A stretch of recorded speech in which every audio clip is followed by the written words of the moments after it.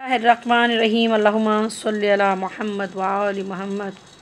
इधर तो एक ज़माना मुंतज़िर मुश्किल कुशा का नुसहरी ने उधर कलमा पढ़ा मोजज़ नमा का। नबुव्वत हैदर कर्रार को आती तो क्या होता, इमामत का ये आलम है कि धोखा है खुदाई का। दुनिया ने हर चंद कोशिश की कि किस वक्त अली के मुंह से निकल जाए कि ये मसला मुझे नहीं आता, ताकि हम भी कह सकें कि अगर हमें घर से दरियाफ्त करने की ज़रूरत लाहक हुआ करती थी तो अली को भी तो फ़लाँ मसला नहीं आता था। लिखा है, एक मर्तबा आदमी सोच समझकर हज़रत अली की खिदमत में हाज़िर हुआ और अर्ज़ की, या अली, एक मसला बड़ा मुश्किल पेश आया है, आप इसको हल फरमा दीजिए। आपने फरमाया, कहो कौन सा मसला है। मुश्किल कुशा हो जाती है। अर्ज़ की, या अली, एक बकरी ने बच्चा जना है, इसकी आधी शक्ल बकरे की है और आधी कुत्ते की तरह है, फरमा दें हलाल है या हराम। आपने मुस्कुरा कर फरमाया, ये तो बिल्कुल आसान है, इस बच्चे को पानी डालो, अगर कुत्ते की तरह पानी को चाटे तो हराम वरना हलाल है।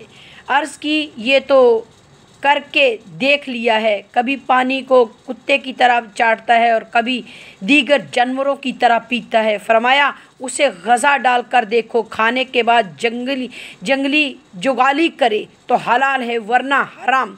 अर्ज़ की, ये भी करके देख लिया, कभी जुगाली करता है और कभी नहीं करता।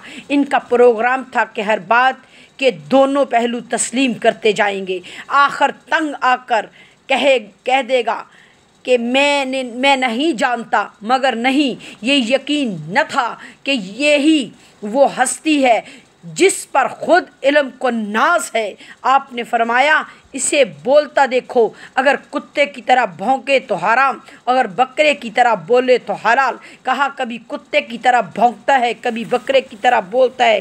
फरमाया, इसे बैठता देखो, अगर हलाल जानवर की तरह बैठते वक्त अगले पाँव ज़मीन पर फैलाए रखे तो हलाल वरना हराम। अर्ज़ की, कभी हलाल जानवर की तरह बैठता है और कभी हराम जानवर की तरह बैठता है। फरमाया, उसे पेशाब करते हुए देखो, अगर कुत्ते की तरह पेशाब करे तो हराम, अगर हलाल जानवर की तरह पेशाब करे तो हलाल। कहा, कभी कुत्ते की तरह करता है और कभी दीगर जानवरों की तरह पेशाब करता है। आपने फरमाया, उसे रेवड़ के साथ छोड़ कर देखो, यह रेवड़ के दरमियान रहे तो हलाल, अगर पीछे रहे तो हराम। क्यों कर कुत्ता हमेशा पीछे ही रहता है, अक्लमंद जानवर है, अगर हमलावर आ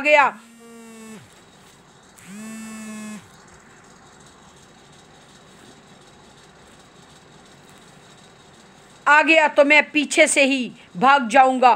कुत्ता दो ही तो काम करता है, या भौंकता है या भगाता है। भौंकने पर आ जाएगा तो मालिक के रोकने से रुकता ही नहीं, और अगर भागने पर आ जाए तो मालिक की एक नहीं सुनता। उन्होंने कहा, या अली, रेवड़ में छोड़कर भी देख लिया, कभी आगे कभी दरमियान और कभी रेवड़ के पीछे लग जाता है।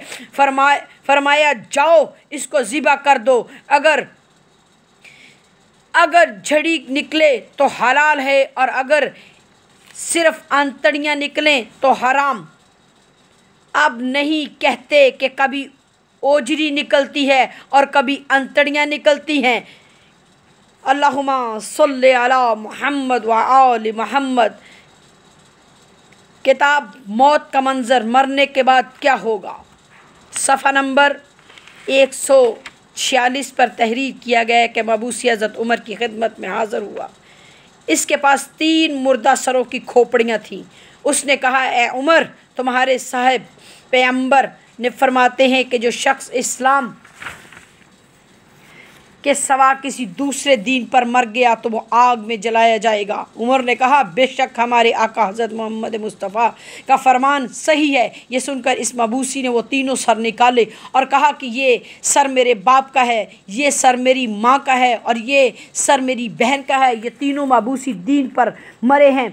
मैं अपने हाथ में इन खोपड़ियों पर हाथ रखता हूँ तो मुझे गर्मी महसूस नहीं होती, यानी तुम्हारे कौल के मुताबिक इन खोपड़ियों को गर्म होना चाहिए क्योंकि ये आग पर पेश की जाती हैं। ये सुनकर हज़रत उमर ने सकूत इख्तियार किया और अपने खादम को भेजकर हज़रत अली अलैहिस्सलाम को बुलाया।